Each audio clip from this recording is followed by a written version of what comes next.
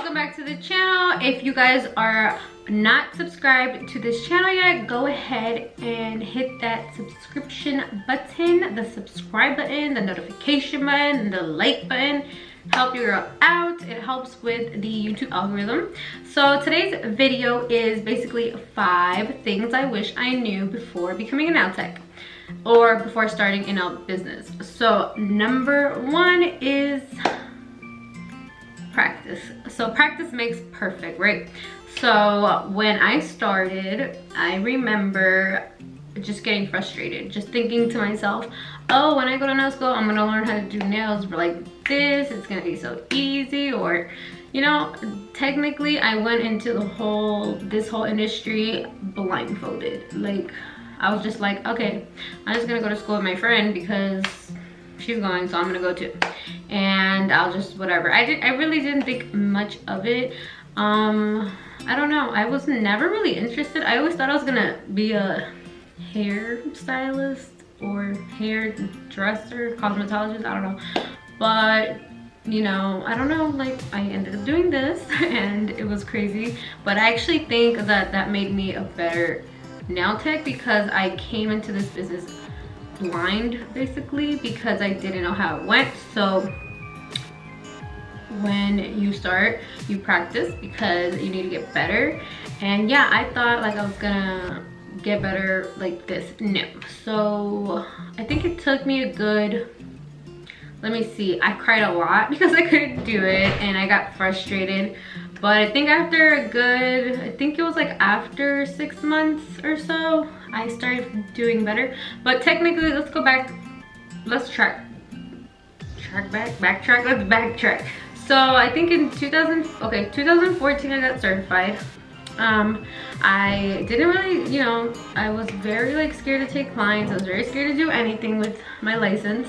So I just left it in the back burner and I didn't do anything with it. So I just was like, I can't do this, I'm frustrated. I would get frustrated all the time. And then I went to Colorado and my mother-in-law is the one that kind of pushed me to start something there. So she kind of helped me get my first clients, and my nails sucked. I'll show you guys pictures. They were horrible, they were ugly. I charged only $20 for a gel, no, $20 for a gel manicure. Was it? Yeah, and then for some reason, and then 20 or 25 for a full set. It didn't last. So that was over there, and I was frustrated because I did miss home because I live in Florida, and I didn't really want, I don't know, I didn't see myself there long term. So I did take a couple clients for a couple months, maybe like, I don't know, 4 or 5 months, 6 months, not really sure. It was like off and on because I worked at the same time. While I was there, I did work. I had a job. And then eventually I quit that job and came back to Florida. So when I came back to Florida, I think it was 2017. And then I still was like, no, I'm just gonna go look for another job. I was very like, I guess it's like I was very defeated, I guess is the proper term. I was defeated because I felt like I was not ever gonna make it in this industry. I felt like it was not for me. I was like, this is too much, I can't do it. And I couldn't figure it out. I would go to a salon, blah, blah, blah. So, you know, one day, I think when I realized that practice makes perfect was one day, I was like, I was like maybe 7 months pregnant. I had a friend tell me that she liked my work because I would upload my nails and show, just, you know, like upload randomly on Facebook and Instagram. And somebody I went to school with was like, oh, I like how you did your nails, can you do that for me? And I was like, deep down I was like, no, nobody likes the smell in the house. And I was like, what do I tell her? Like, I sold all my stuff before I left too. I sold my pedicure chair, I sold my manicure table. I was like, I'm telling you guys, I was like, I'm done, I'm leaving, and I don't care about the nail things. But then, you know, obviously I went to Colorado. My mother-in-law tried to, you know, help me pursue it. And then I came back, and I feel like because you know, the girl was like, you know, why don't you just do it? Or why don't you, can you do it? And I was like, oh, in my head I was like, why don't you just do it already, like stop. Like, I was scared. But then, you know, the first year I was scary because I was like, I was 7 months pregnant, and that's when I decided I was gonna start my business. So I just told myself no more excuses. I'm just gonna go all in, blindsided as usual. And she told her mom, you know, told some other people, and then I felt like, okay, now I had a couple people, so now I feel a little bit more experienced. And not experienced as in like my nails are great, but I felt like, okay, I feel like my anxiety of thinking, oh my gosh, I can't, like, I feel anxious to keep seeing people and doing people. It was more like an anxious thing, I guess. And now I'm just like, why was I so anxious? It's not a big deal. So I did feel more up to par with telling people now, because back then people would tell me, your nails are so cute, who does them? And I would never tell them, like at the store or something, I would never tell them it was me. I'd be like, oh, thanks. So I wouldn't tell them where I got them, never told them I did them, never gave them my card. And I had cards still from Colorado. And one day I was like, you know what, now I feel a little more comfortable. So one day some girl was like, oh my gosh, your nails are so beautiful, can I see them? And I was like, sure. And then if I can find the picture, you guys, of the nails she saw, I'll show you guys. And then I'll show you guys what I did to her. So anyway, so I gave her my card because I went to go return something in Walmart. She was working there. And she liked my nails, and then I was like, you know, oh yeah, here's my card. And I don't know what came out of me. I was just like, yeah, this, you know, because I felt comfortable now, because I felt like, oh, well, I took a few people now, so now I can do it. So then she came to me, and then you know, all the girls at where she worked at, her store, was like, who does them? These are so nice. This girl brought me a lot of people, and then they brought me a lot of people, and then the other girl brought me a lot of people, and her people brought her people, and more people. And you know, it was like a pyramid thing, like they just, you know, it wasn't like something that happened fast. It was most like, okay, now I see what I can do when I try to get people. So then, you know, I started focusing more on like how to do the few people that I had. So then I started feeling a little more, you know, I guess, I think I was taking maybe 2 or 3 people a week my first 4 months, maybe. No, my first 3. Little by little, I think by the end of that year, at the end of my first year, I think I was taking like 4 or 5 people a week. That's it. It was mostly like I think I'm not really sure, but I don't remember that many people. So I just remember like 5-ish people.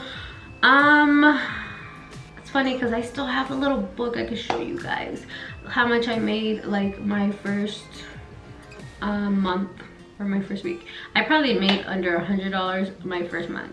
I probably made $200 my second. I probably made $250 my third. By the end of the year, I was probably making like way more. It was not that low. But as what I'm trying to say is that you start like that because you're trying to basically get it right. So at one point I was like, wow, like I'm getting a lot of clients now. 6 months into it, I think, yeah, like things were just happening so fast. And it's not like fast because obviously it took a while, it took a couple months. So like my first year went really well. It was slow and it picked up really fast at the end. And I was like at the end of like, was it last year? Last year was, no, but the end of, well, you know what I mean, the end of my first year of doing nails here in Florida, I was like, whoa, now I'm making a lot more money. I have a lot more clients. And then what happened? So then now I've been doing nails for almost 2 years. So I'll say like 1.5 years, but it's almost gonna be 2 years in about 4 months, right? So now it's like I'm always busy. People are always calling me. So just remember, I'm getting so off topic, but just remember, practice makes perfect. And my point is that you're gonna have to practice on your clients. Like, don't feel like, oh, I have to be perfect before I take clients. No, you have to be okay enough to take clients. That's why you don't charge as much when you start taking clients, because when you practice, you start realizing like, oh, why did their nails fall off? What helped me was watching videos. Natalie Carmona helped me a lot. You guys probably know her, Natalie Carmona. She is on YouTube, and just watching her step-by-steps really helped me, because I used to watch all these other people and a lot of them wouldn't really share everything. So when I would do clients, I would look back at her videos and I'd be like, oh, okay, this is why the nails are staying, because I'm basically removing the shine off the nail perfectly, and I'm, you know, doing this and that, and I'm priming properly, and I'm shaping this and blah blah blah. So, you know, you just, it's research, it's trial and error. You're gonna mess up so many times, and that's gonna be okay. Your clients are not gonna always like it in the beginning. Sometimes now I have some people that want to, you know, that are kind of picky or want to be picky, but certain people are like that, and that's okay, because they're like, honestly, a lot of my clients, they're like literally so easygoing. And if something bothers them, they tell me openly, and I feel like that's the best, because they feel open enough to tell me if they want something different, or they want the shape a little rounder, or they want this shape or that shape or whatever. So it's really practice, just practice from the moment you start till the moment you're currently working, because this is one of those things where things are always changing and you have to always be on top of everything. So just practice makes perfect. So that's number one. So that one was a long one, but I feel like that one was really important. So the other ones probably won't be as long. So number two, product cost. I wish I knew about all this, because okay, so in the beginning, don't feel like you have to buy and spend all your money on everything. No, try, like I said, you're gonna start with a couple people. You're not gonna need that much monomer, you're not gonna need that much acrylic powder, you're not gonna need this and that. Try to get the essentials. What I did and what I noticed when what I was doing was, when a client would come and they would send me a picture, can you do this? And I'd be like, oh, what is this? What is, like, I would have to, like, you know, dissect the picture, like, what is that, what foil is that, what color is that, or is that gel, is this that? So you have to also do your research. So you have to know that things are gonna cost money. And a good tip is get Amazon Prime, because sometimes you're gonna have a moment where your client's like, hey, I want to schedule for next week, can you get me this? Or hey, I want to schedule for 2 days from now, can you do these? And it's like a foil you don't have, but Amazon has it, and you can get Prime and it'll get to your house the next day or the day after. So that way when your client comes, you're prepared, and you can tell them, yeah, I could do that, I have that, or whatever. So just, you know, do your research and make sure that you know that products cost money, and don't overdo it in the beginning. Excuse me. And yeah, so start slow, buy a little bit, but once you start getting busy, you're gonna notice how much these things cost. You're gonna notice that you're spending a lot of money a week. So that is what's important when your nails are lasting. You're using great products that you charge what you're worth, because then what money are you making if, you know, if you're spending all this money on good quality stuff, but you're not charging to cover it and cover your time and cover your experience? Because while I started to this point, I feel like you have to pay me for my experience. So that is the same, they have to pay you for your experience. But products do cost money, and you don't have to get everything. Even now, me almost 2 years in, I always want to get everything. Obviously every nail tech's always like, oh my gosh, this came out, I want it. But don't feel like you have to. You're gonna literally do horribly if you do that. Don't do that unless you can. That's very different. Unless you're able to, go ahead, by all means, be that lucky girl that can do it. But if you can't, then that's okay too. I literally started with what did I do? I always do research, guys. I am so savvy when it comes to saving money. My table costed $50. What else? My drill, the first drill I got was like $35. My lamp was like $10, no, $15 or $20 on Amazon. My table lamp, oh, and my actual lamp, my SC LED lamp to cure the nails was $300. I didn't buy it. My mother-in-law was helping me by gifting me this to basically be supportive. So if you guys have supportive people when you start, great. If you don't, just, you know, try to do your best, because you don't need a lot of money to start. They have cheaper lamps. I probably would, like, if think about it now, back then things were like, when I started, and I was gonna say 1994, in 2014. When I started in 2014, there wasn't really a lot of more inexpensive options. Now I feel like there are. You can get an inexpensive lamp that's literally under $30. So you can start with that. I've even seen them for 15, but I honestly don't know how good they are. But I know that you can get a good, decent one for under $30, under $50. So you don't have to go and get the expensive ones. So yeah, that is product cost.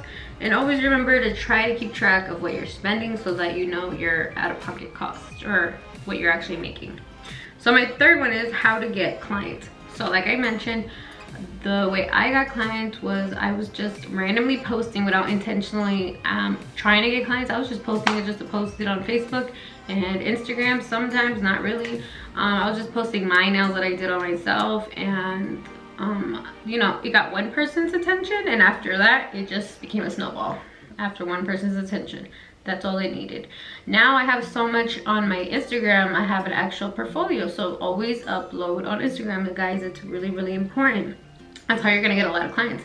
I used to run promotions too, so in the beginning I just did the word of mouth thing, you know, one person told another, blah blah blah. At one point I was like, let me try this Instagram thing and see if it works. It really does work.